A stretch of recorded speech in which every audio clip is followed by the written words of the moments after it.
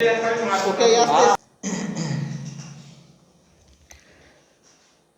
no mais amigos ao meu lado, uma das pessoas muito queridas dentro da área da educação, é um morador, filho natural da cidade do Eusébio, mas que nesse momento ocupa uma função muito importante, está dando uma grande contribuição à educação de Aquiraz, um professor que é amado pelos seus alunos, querido pelos seus colegas de profissão.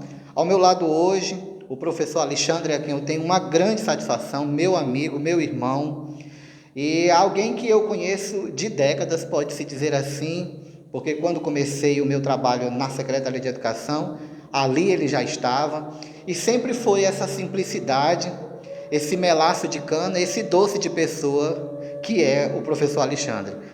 Alexandre, para quem não lhe conhece, hoje você está secretário de Educação de Aquiraz, mas me fale um pouco de suas origens, onde você nasceu, como foi sua infância, como foi sua adolescência. Marcos Aurélio, primeiro é um prazer estar aqui na sua presença, obrigado pelo convite. Eu sou do Eusébio, sou natural do Eusébio, mas Eusébio ainda Aquiraz, por isso que eu me sinto muito confortável em estar contribuindo hoje com a educação de Aquiraz, porque eu nasci enquanto Eusébio era distrito de Aquiraz. Nasci ali na região das Guaribas, minha vivência, meus primeiros anos de vida foi num beco das Guaribas, né? Uma infância muito humilde, mas que eu tenho muita saudade, porque eu era feliz, fui uma criança feliz, aproveitei tudo que a minha infância poderia nos proporcionar, porque naquela época a gente sabia ser criança. Então nasci naquela região das Guaribas, e me mantenho ali, né, com a minha família, na casa da minha mãe, e tenho muito orgulho de ter essa vida e levar sempre com humildade. Quando você fala que teve uma infância humilde, você caracteriza que tipo de dificuldades você enfrentou na sua infância? Marcos, eu sou de uma família com 7 filhos e na década de 80 você sabe muito bem as dificuldades que as famílias passavam para alimentar seus filhos. Meu pai, né, pedreiro, minha mãe, né, dona de casa, cuidava com muito zelo, mas muitas vezes o dinheiro que o meu pai recebia só dava para a alimentação. E roupa nova era roupa usada que todo ano pessoas que doavam para a minha avó e ela saía distribuindo com os filhos mais necessitados. Então a gente tinha esse prazer de usar uma roupa diferente quando era doado por alguém. E em termos de alimento, nem sempre a gente poderia dar o luxo de ter o café, merenda, almoço, merenda e janta. E muitas vezes as merendas eram o quê? Época de caju, de manga, pitomba, azeitona, e a gente era feliz com tudo isso. E eu me sinto muito orgulhoso por ter vivido nessa época. Nessa falta, como você descreve que nem todo dia se dava ao luxo de ter o café da manhã ou aquele almoço como gostaria, descreva para mim um momento marcante de um dia, de um momento que não tinha o que comer.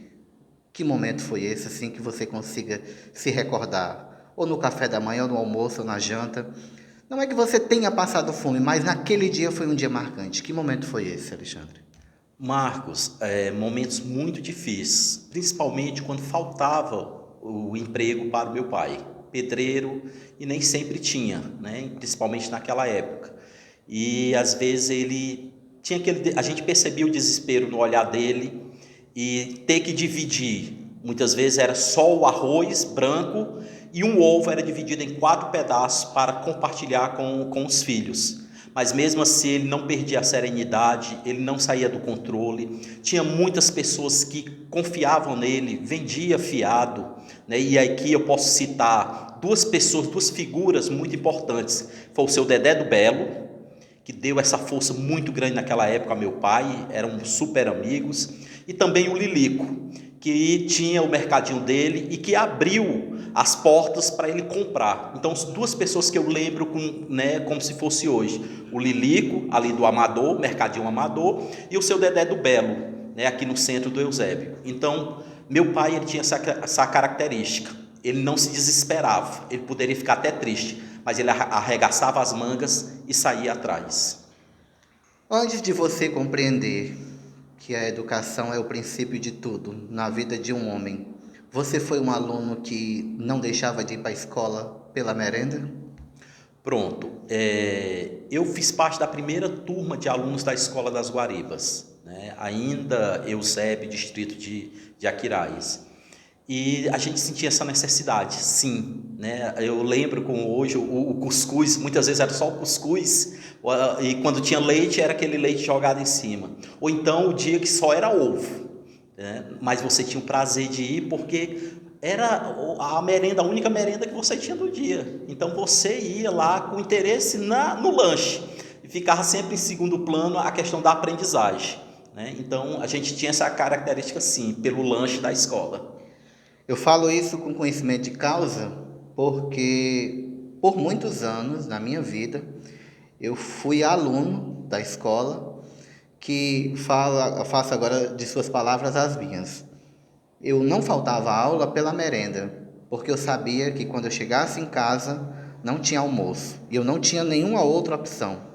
E em segundo plano vinha a aprendizagem. Mas graças a Deus a minha mãe foi uma grande incentivadora para mim.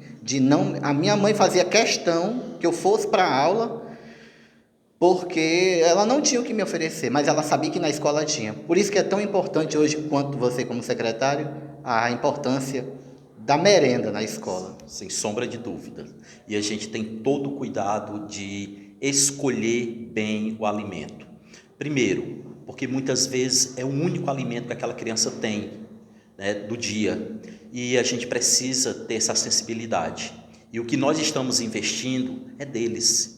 Então, temos que escolher alimentos com muita qualidade e ter esse respeito com as nossas famílias, né, da comunidade escolar.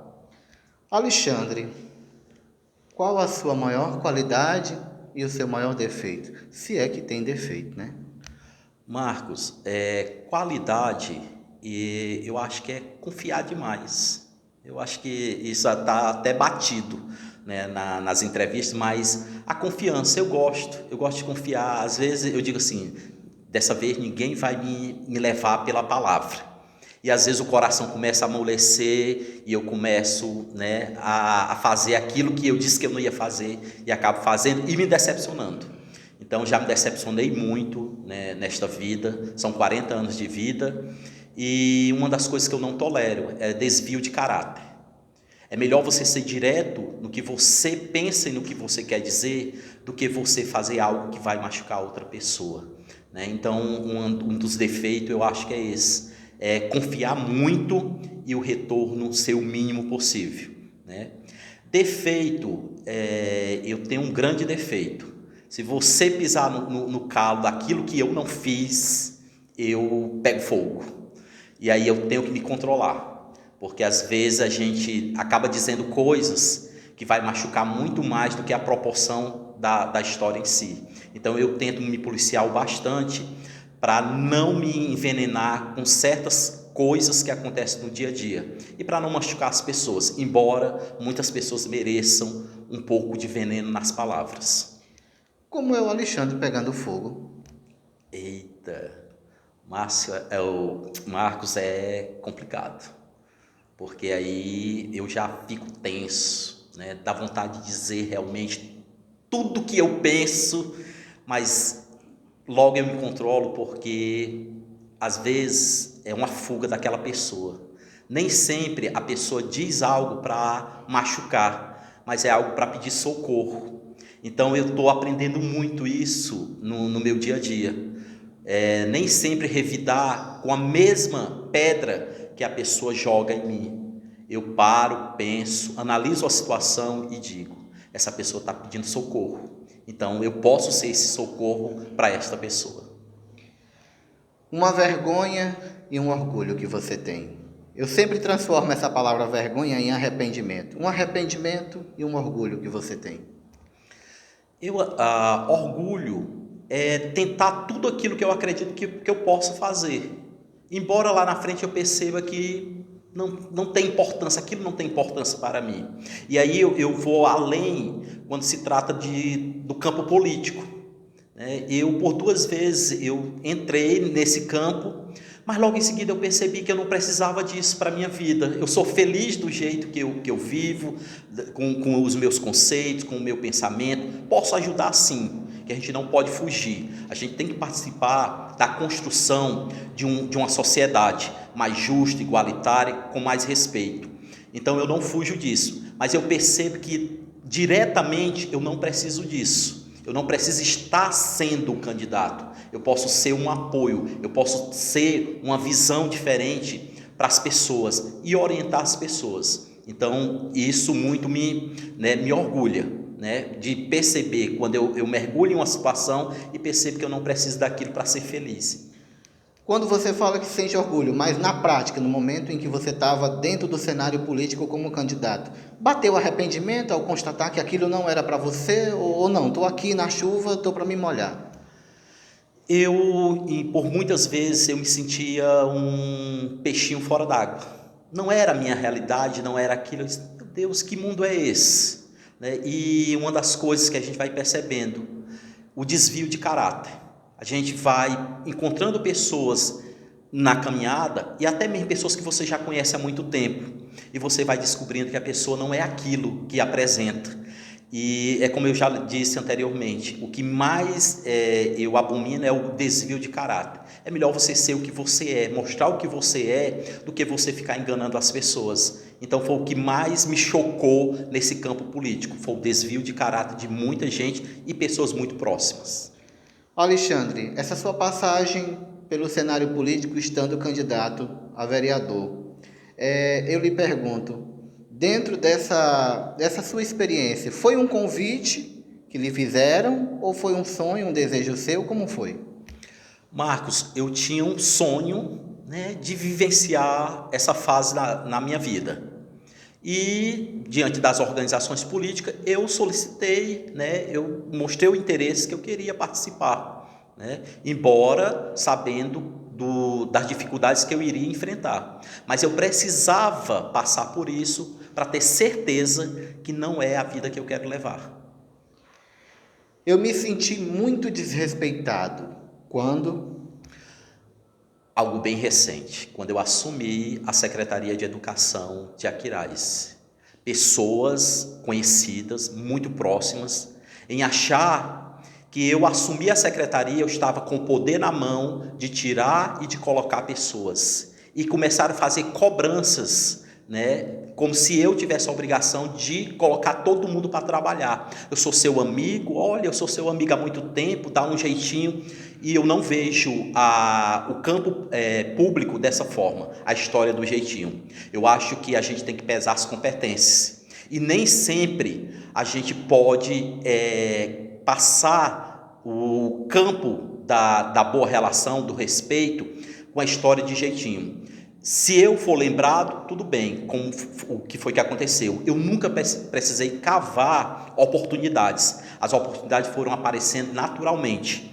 E eu me decepcionei com muita gente, que nas redes sociais, às vezes nos bastidores, dá um jeitinho disso, dá um jeitinho daquilo, e eu não vejo por esse lado. Eu vejo, olha, se for lembrado, se você tiver competência, com certeza alguém vai ver a sua competência e você vai ter sua oportunidade.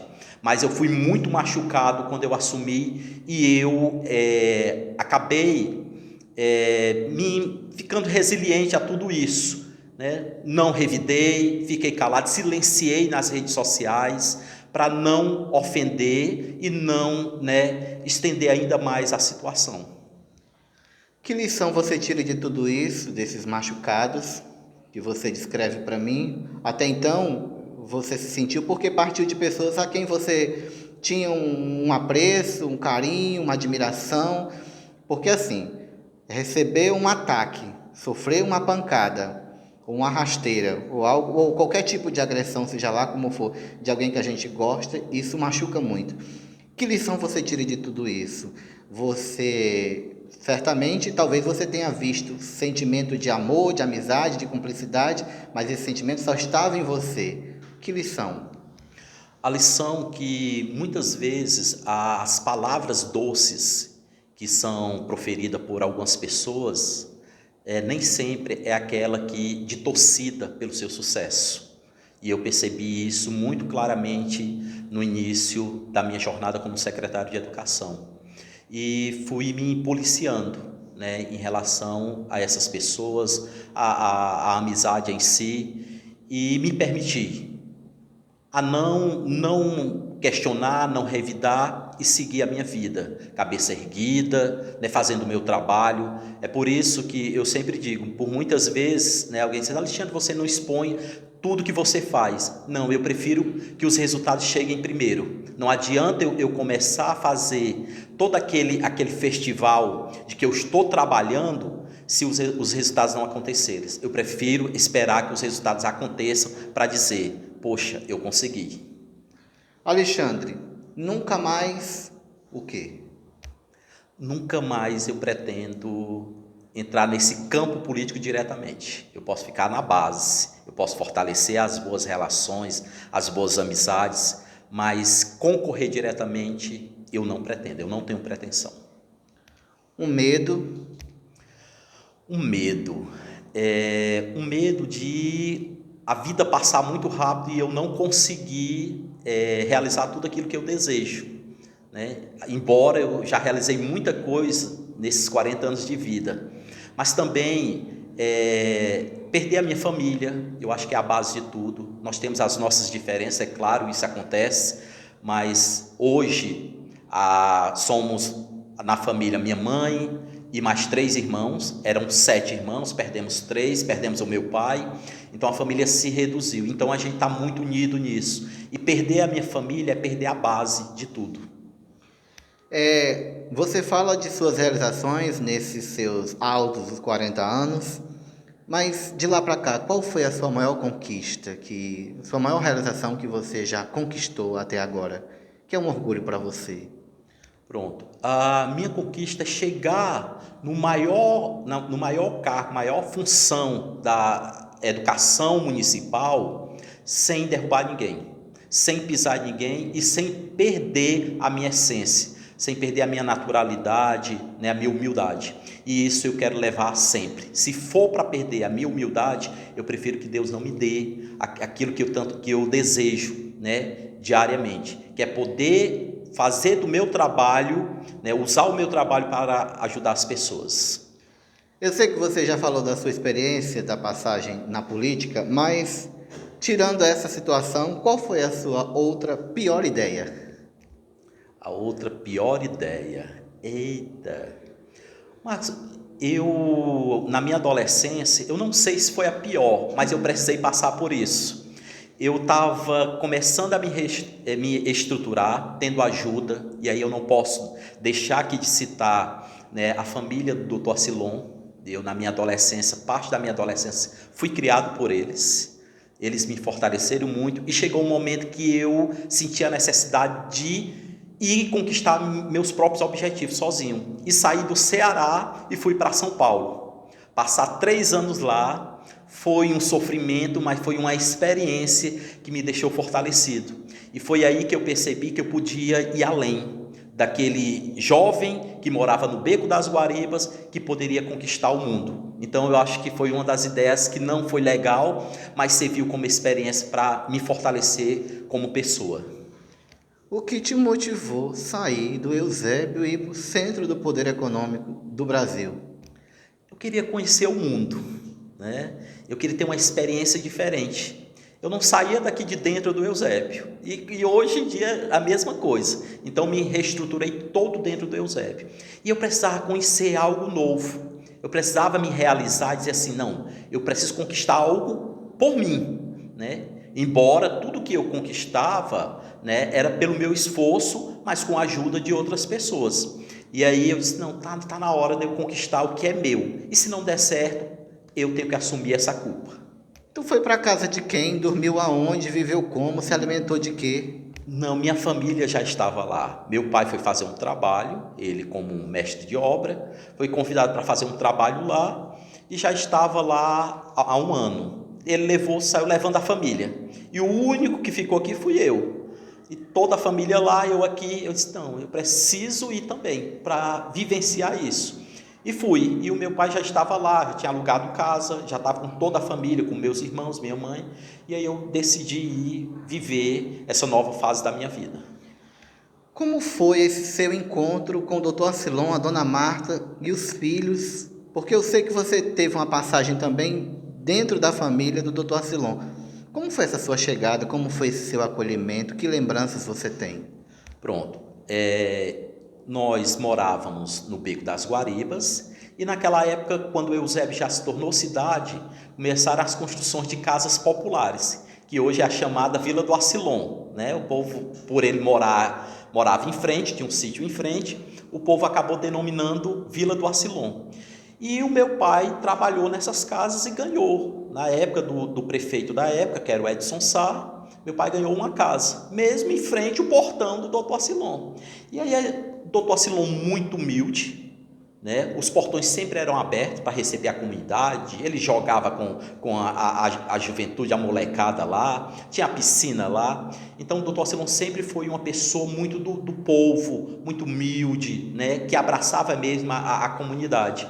E eu comecei a entrar num sítio através do meu cunhado, que já trabalhava lá, zelando o sítio, e eu fui um dia lá para limpar o sítio, ciscar o sítio com meu cunhado.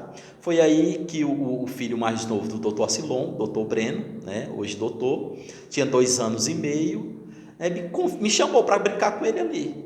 E a partir daí nasceu uma relação. A dona Marta chegou, perguntou ao Breninho quem era, né? E aí ele disse, é meu amigo. E a partir daí eu passei a brincar com o Breno, né, todas as tardes. E a minha relação começou aí por volta de 94, né, diretamente. Mas eu já conhecia, né, toda a rotina lá antes de 94. Mas a minha relação mesmo com a família começou a partir de 94. Costure para mim essa relação. Dentro de casa, de sentar na mesa, participar de jantares, como era essa relação, a vivência no dia a dia com a família? Porque certamente é uma curiosidade que todo mundo tem, eu principalmente. Como era essa vivência com eles?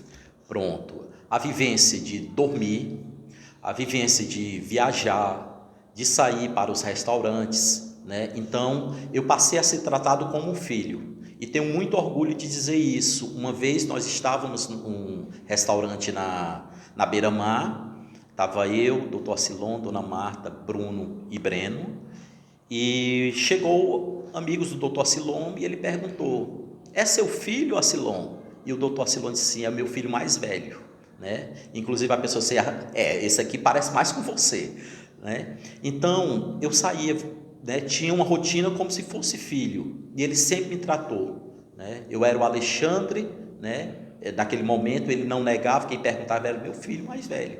E eu tenho muito orgulho, tenho muita gratidão à família, doutor Acilon e dona Marta, e muito carinho pelos meninos, o doutor Bruno e o doutor Breno. Eu consigo perceber aqui que a sua fala é imbuída de fato de gratidão, né? A gente vive hoje num mundo de ingratidão, as pessoas são muito ingratas. Eu me comprometo com você aqui de mandar essa entrevista quando ela for para o ar, para o doutor Acilon assistir. E vou fazer questão que ele veja esse trecho. E aproveitando aqui esse trecho sem corte, nesse momento agora da edição, olhando para essa lente, eu queria que você mandasse um recado para a dona Marta, para o doutor Acilon e para os 2 filhos, expressando essa gratidão por tudo que você viveu, por tudo que você experimentou junto com eles. Eu amo a minha família biológica e a família do Dr. Acilon foi um presente que eu ganhei, então passou a ser uma segunda família e eu fui muito bem acolhido nesta família, né? Dr. Acilon, dona Marta, Breno, Bruno, e tenho muito respeito e muita gratidão. Muito do que sou hoje eu devo ao doutor Acilon, a dona Marta, as orientações dela, eu jovem, ela sentava ali e orientando como era as dificuldades da vida e como eu deveria enfrentar. Doutor Acilon, ele me ensinou uma coisa, né? Construa, né, o seu próprio sonho. Ele me ensinou a ir lá e pescar. né? Ele não me dava, ele disse, vá lá que você consegue. Então até hoje eu tenho esse apoio dele, vá lá, não baixe a cabeça, vá lá que você consegue. E eu tenho isso, levo isso para o resto da minha vida, essa gratidão. Pode acontecer o que acontecer, mas eu não posso deixar de ser grato à família Gonçalves, doutor Acilon, dona Marta, Breno e Bruno. Eu choro quando? Lembro do meu pai, porque meu pai era um incentivador. Ele podia até não concordar com certas coisas, mas ele disse, vá lá, você consegue. Eu não posso lhe ajudar financeiramente, mas você vai ter um pai para lhe fortalecer. E eu chorei muito agora em agosto, no Dia dos Pais, eu sozinho, eu peguei o carro, fui direto para Horizonte, mas só para chorar sozinho. Fui e voltei chorando, mas depois enxuguei as lágrimas, ergui a cabeça e vida que segue. Por que Horizonte? Assim, pelo trecho que era o tempo para chorar ou porque é um lugar que lhe remete a uma lembrança em relação a ele? Não, porque era uma reta, eu queria algo diferente. Eu poderia ter pego a CE 040, mas eu queria ir para aquele rumo de lá. Já morei lá em Horizonte, gosto muito de Horizonte. Eu peguei a reta da 116 e disse, eu vou até onde der. E fui até Horizonte. Alexandre, no dia em que você recebeu o convite, eu que dei esse furo de reportagem para sendo secretário, a convite para ser secretário de Educação de Aquiraz, naquele momento em que você assina o termo de posse ali, você bem que gostaria que seu pai estivesse ali presente vendo aquele momento. Com certeza. Meu pai foi um dos maiores incentivadores. Ele dizia o seguinte, meu filho, eu não tenho como lhe sustentar com uma roupa boa, um calçado, com dinheiro, mas eu posso lhe incentivar, lhe dando o seu caderno, o seu lápis, e era o que eu lhe fazia. Ele poderia até não ter dinheiro, mas ele virava os 4 cantos aqui do Eusébio e conseguia o material escolar para não ver, né, os filhos deixarem de estudar. Como foi essa perca? Como se deu essa perca do seu pai? Marquinhos, foram em questão de 5 minutos. Meu pai já tinha problemas do coração, pressão alta, né? Um pouco rebelde em relação à medicação, mas ele gostava da vida, ele gostava da família, mas chegou um momento que não deu para ele, né? Então, aos 57 anos, em questão, ele terminou o almoço num domingo e começou a passar mal, foi questão de 5 minutos, o coração parou. Que ano? 2011. Deu tempo fazer tudo que você gostaria pelo seu pai? Faltou alguma coisa? Era essa qualidade, poder oferecer também a ele, né, esse apoio, essa ajuda, né, porque era a família muito necessitada, né, ele precisava de ajuda. Então eu sempre tinha um pensamento, eu vou estudar bastante para ajudá-lo, só que não deu tempo. Quando eu cheguei aonde eu cheguei, ele já não estava mais com a gente. Se você pudesse voltar no tempo, rebobinar a fita da vida, que de diferente você teria feito pelo seu pai, para o seu pai?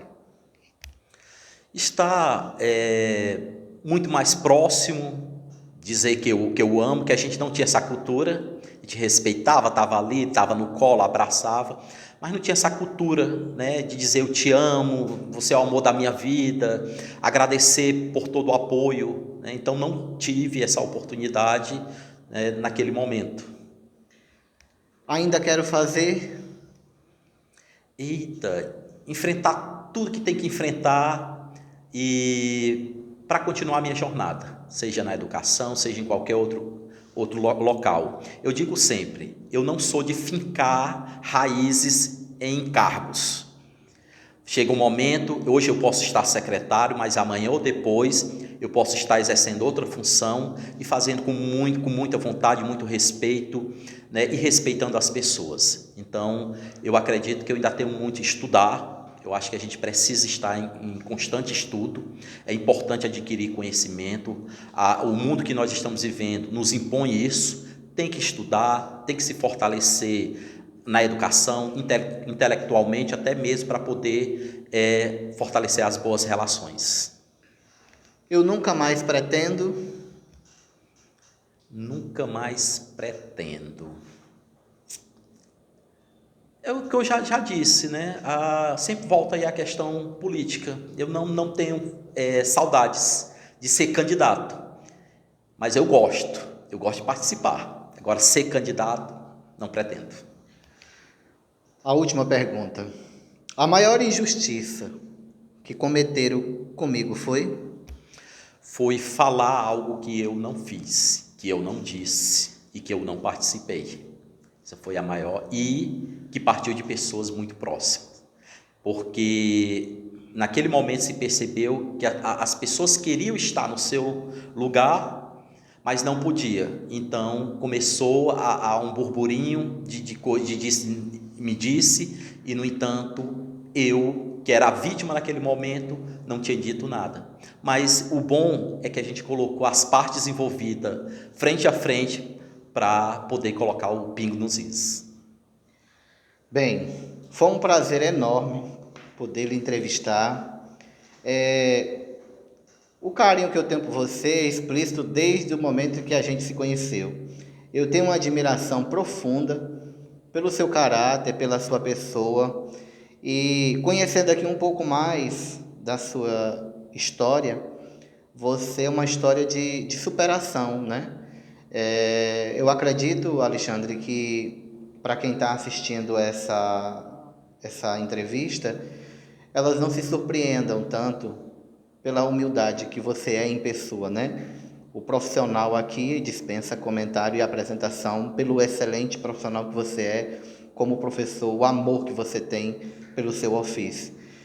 O que eu posso dizer para você, Alexandre, é que mesmo diante de todas as dificuldades que você enfrentou na vida, você não se apegou a ela, mas sempre conseguiu uma brecha, uma oportunidade, teve a sorte de ter conhecido uma família, que foi a família do Dr. Aslon, que lhe acolheu naquele momento. Sua família também de sangue tem esse protagonismo, tem essa grande parcela de contribuição. Certamente seus familiares vão acompanhar essa entrevista. Você falou da perca do seu pai, que tem um significado muito importante na sua vida, perdeu algum dos seus irmãos. Hoje a família está um pouco reduzida, porém, a esses, o que é que você tem a dizer para eles nesse momento, a esse pouquinho que está ali? Eu sou muito grato a Deus pela família que tenho, né? Hoje a matriarca, que é a minha mãe, a dona Alda, né? E ela tem essa força de ter perdido 3 filhas, ter perdido o marido, mas sempre se manteve como pilar da família, com os filhos muito próximos ali e sempre orientando, puxando a orelha quando é necessário, chamando para a responsabilidade, e eu sou muito grato. Então eu tenho um carinho enorme, amo a minha família do jeito que eles são, né? Cada um com seu jeito, cada um com seu modo de agir, mas eu amo, não sei viver longe deles, né? Então a gente está sempre próximo ali, eles me respeitam muito, muitas das minhas opiniões, eles buscam saber se pode fazer isso, pode fazer aquilo, busca saber se está correto, e eu realmente sou muito grato. Então eu não consigo viver longe da minha família. Você me disse há pouco tempo que gostaria de ter dito mais "eu te amo" para o seu pai. Imagine agora a lente desta câmera que está diante de você fosse sendo a face da sua mãe, olhando para ela. Declare seu amor. Pronto. A minha mãe, a dona Alda, eu quero dizer que eu a amo muito, né? E é aquele amor incondicional.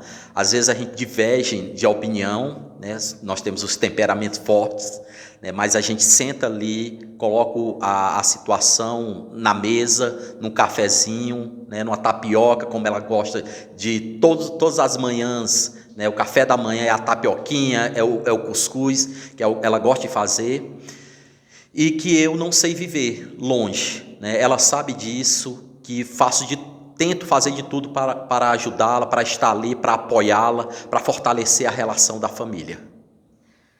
Bem, dizer que eu te amo não é novidade.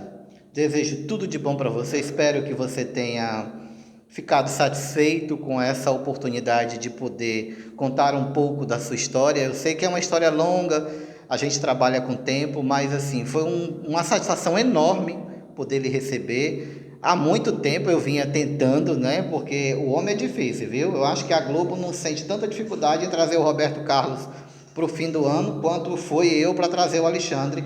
Quero lhe agradecer porque mesmo meu filho estando secretário, é uma vida corrida que está sendo nesse momento, você tirou esse espaço na agenda para vir aqui. Eu que agradeço, Marquinhos, e realmente, você desde o início do ano queria marcar esse momento, eu disse, está cedo, vamos esperar um momento certo, e eu acho que tudo tem o seu momento, e eu sou muito grato pelo seu apoio, você sempre foi um incentivador, conheço sua trajetória de vida também, me espelho, né, pelo seu modo de agir, e eu acho que quando a gente acredita nos nossos sonhos e a gente quer colocar em prática, a gente tem que erguer a cabeça e seguir em frente, independente do